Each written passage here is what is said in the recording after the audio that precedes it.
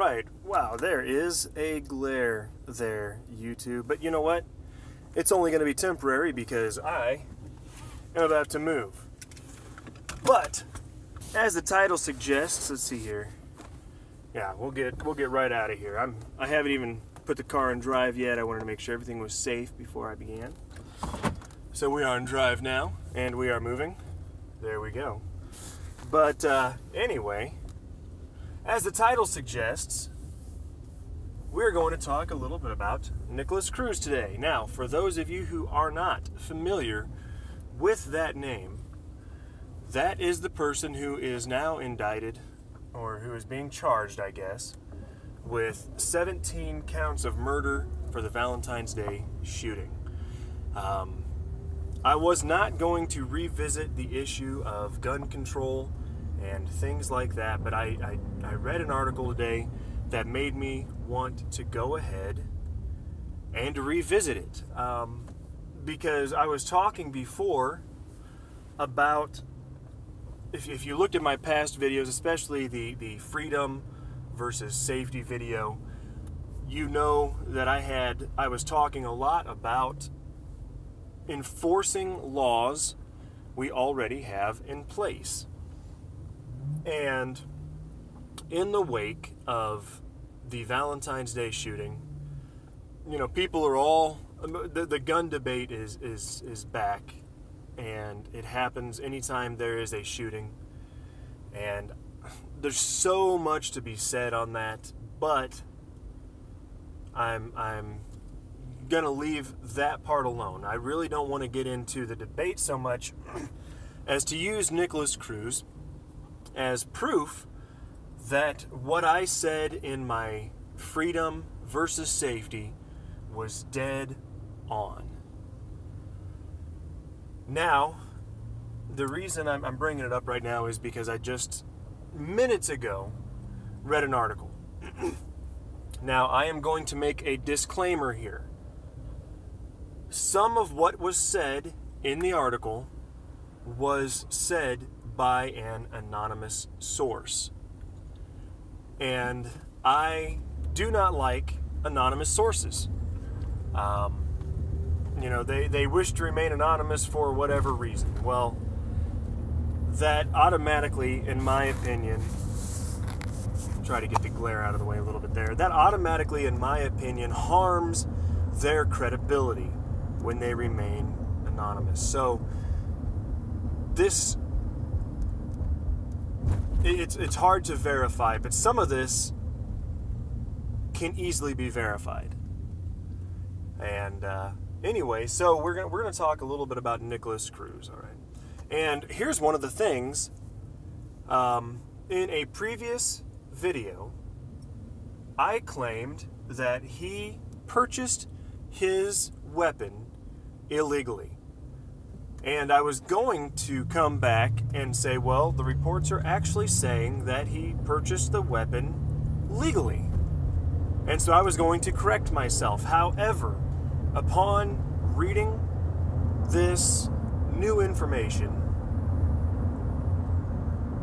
I have come to find out that he did not purchase the weapon completely legally.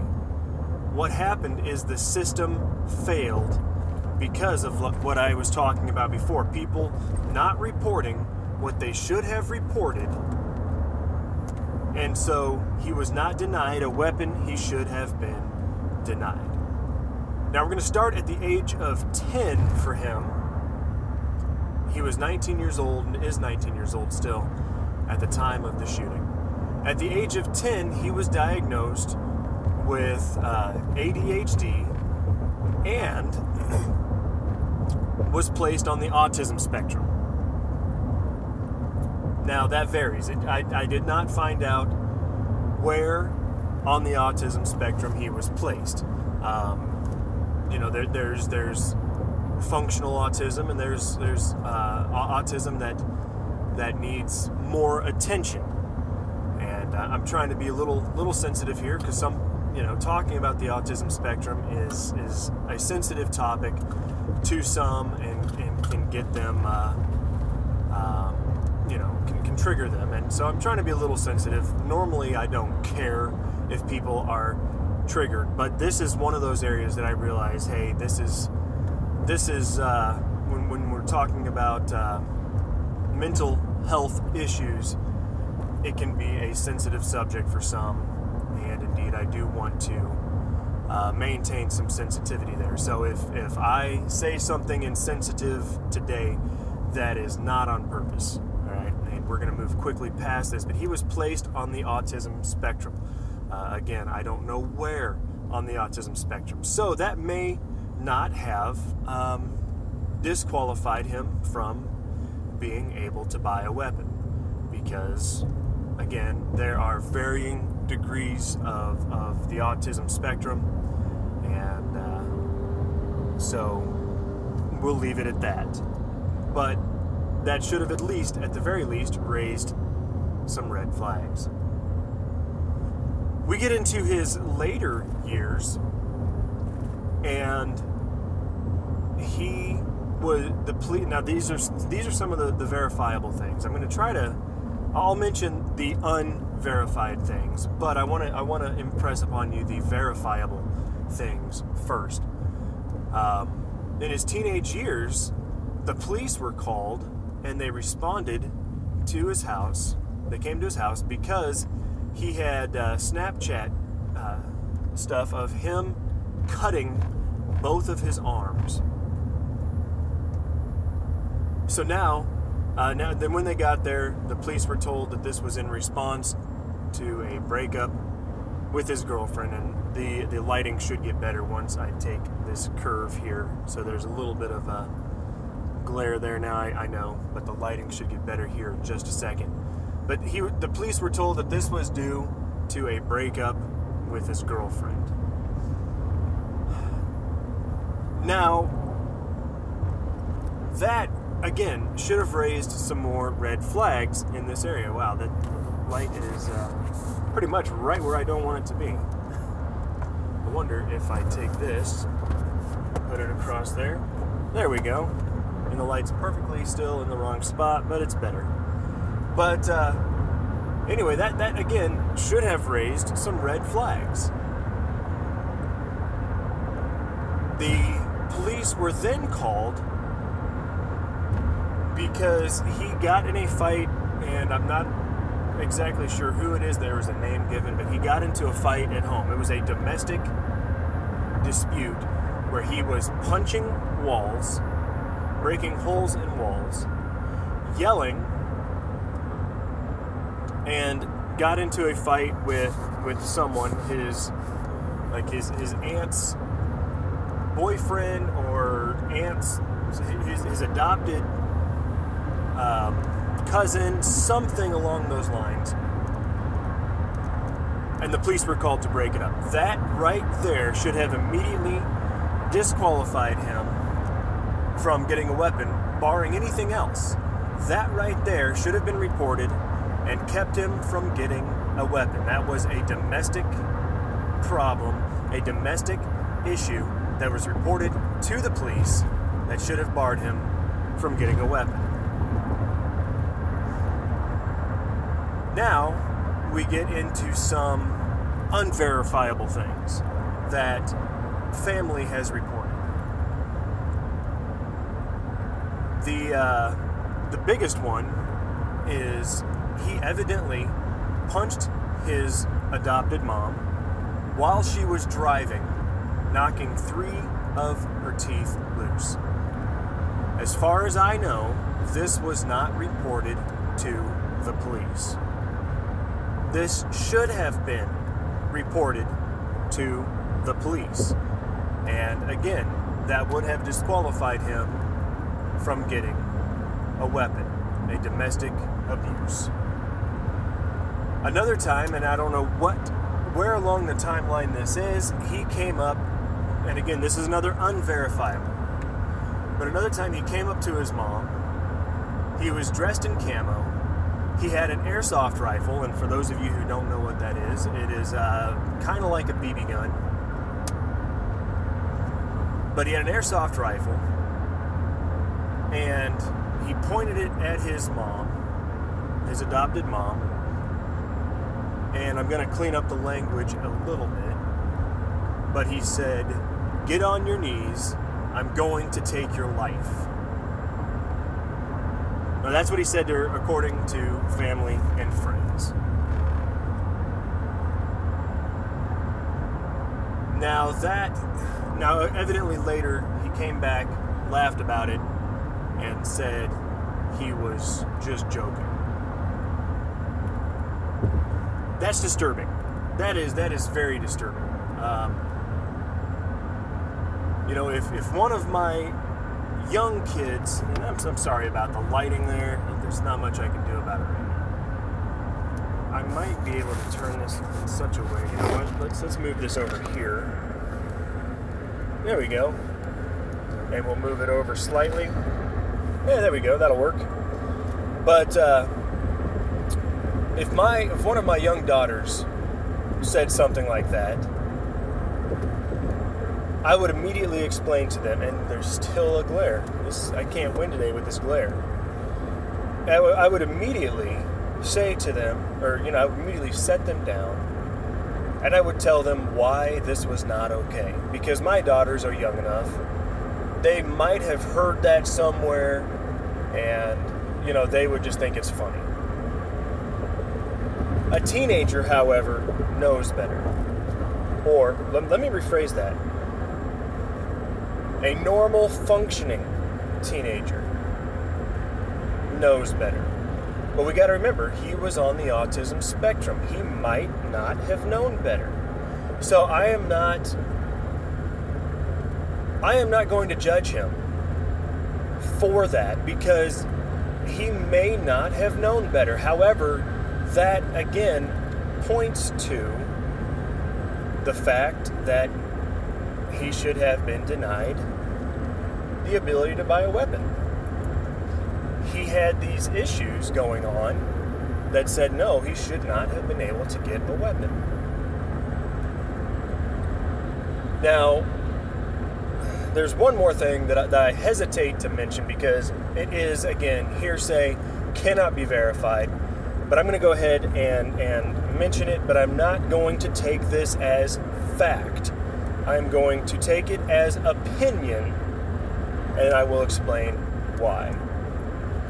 But according to one of her friends, and again, I'm going to try to switch this around just a little bit. Okay, that's better. According to one of his mom's friends, now his mom died, I want to say November 1st of last year. So about 3 or 4 months before the shooting happened. So that's one reason these cannot be verified. But according to the friend, the mom was scared of him and considered signing over parental rights. The mom reportedly said, "He thinks he's ISIS. I don't know what to do with him." And then made statements saying that she wanted to sign over parental rights. It's not, even in the report that I read, it was not clear who she would have signed them over to. But again, now that's opinion. Okay, that is not verifiable fact.